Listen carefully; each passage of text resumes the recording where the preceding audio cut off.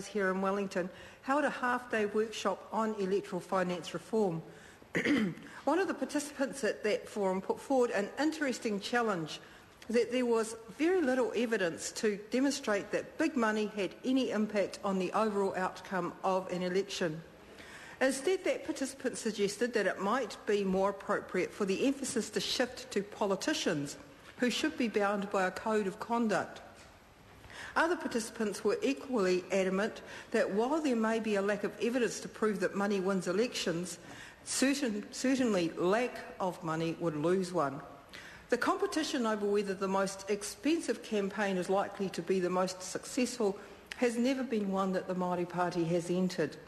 Our wealth has always been in the power of the people. Nevertheless, we have been well aware of the strong views held about the impact of finances on an election campaign. A fundamental premise of our approach to electoral finance reform has been our commitment to transparency and accountability. We have supported the call of the public for greater transparency. We hope this would encourage political parties to desist from the practice of using trusts or lawyers' accounts to obscure the identity of donors. In a post-recession conversation, we believe transparency is just as relevant to electoral finance as to any other aspect of our economy. In a time where banks have been able to accrue outrageous profits, where shady loan sharks and the debt police are holding families to ransom, where for far too many families their potential is trapped in the stranglehold of poverty, it is only right that we should have clear rules in place to determine whose interests are served by covering up the use of wealth in a political party context. In this context, then, I have to say that the Māori Party has been impressed by the commitment of the Minister of Justice to encourage wholesale support for the reforms to ensure greater certainty and transparency in the conduct of the electoral process. Anyone browsing the Ministry of Justice website can now come across all of the work that has occurred in developing options around electoral finance and come to the independent conclusion that a broad consensus has been achieved.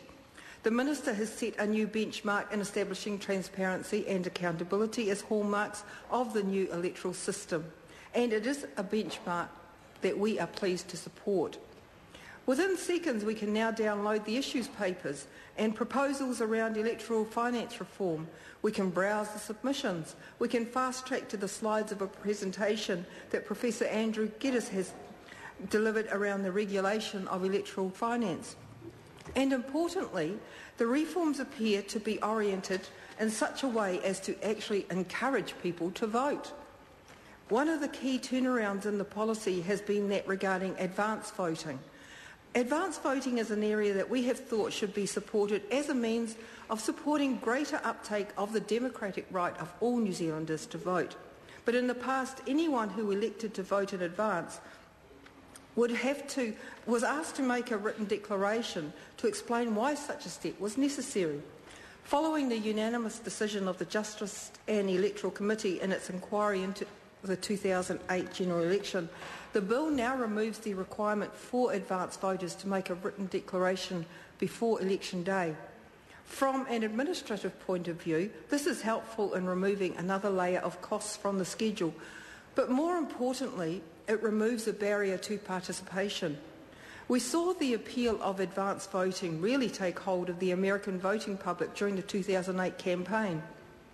Some experts predicted that a third of the voting public banked their vote early, up from 20% in 2004.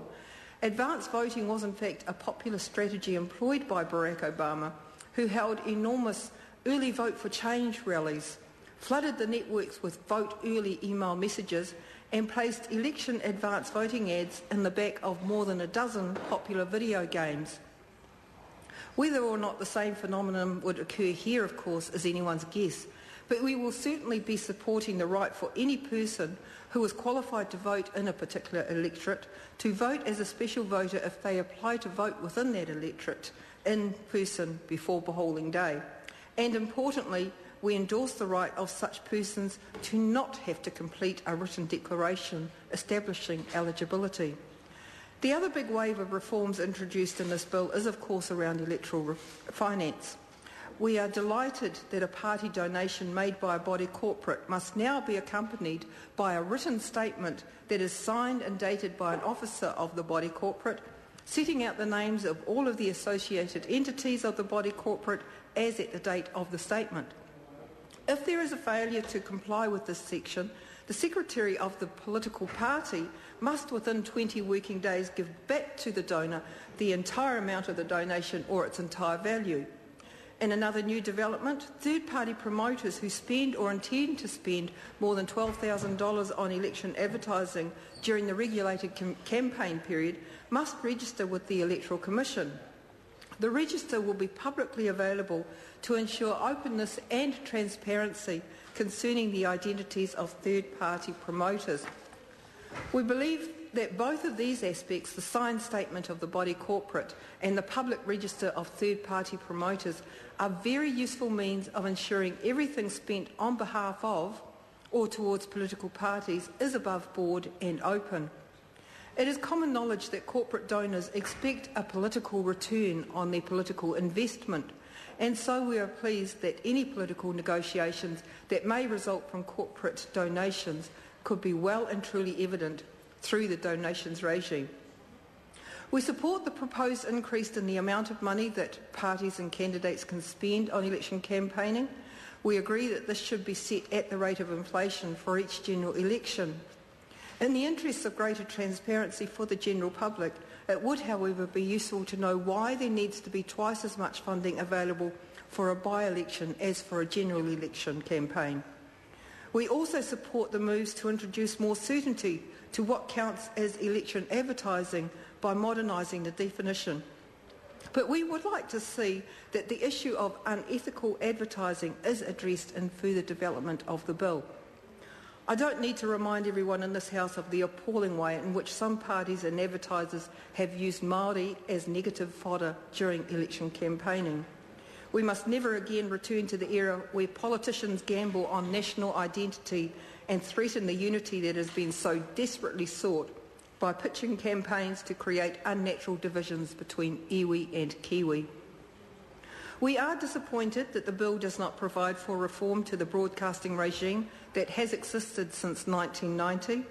Whilst we can understand that there were widely held views about this, we cannot forget the issues that have arisen in the past over varying interpretation of rules over the broadcasting spend.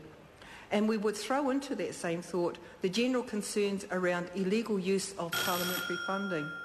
Again, we understand that the relationship between the Electoral Act 1993 and parliamentary service legislation will now be addressed in separate legislation, which we support.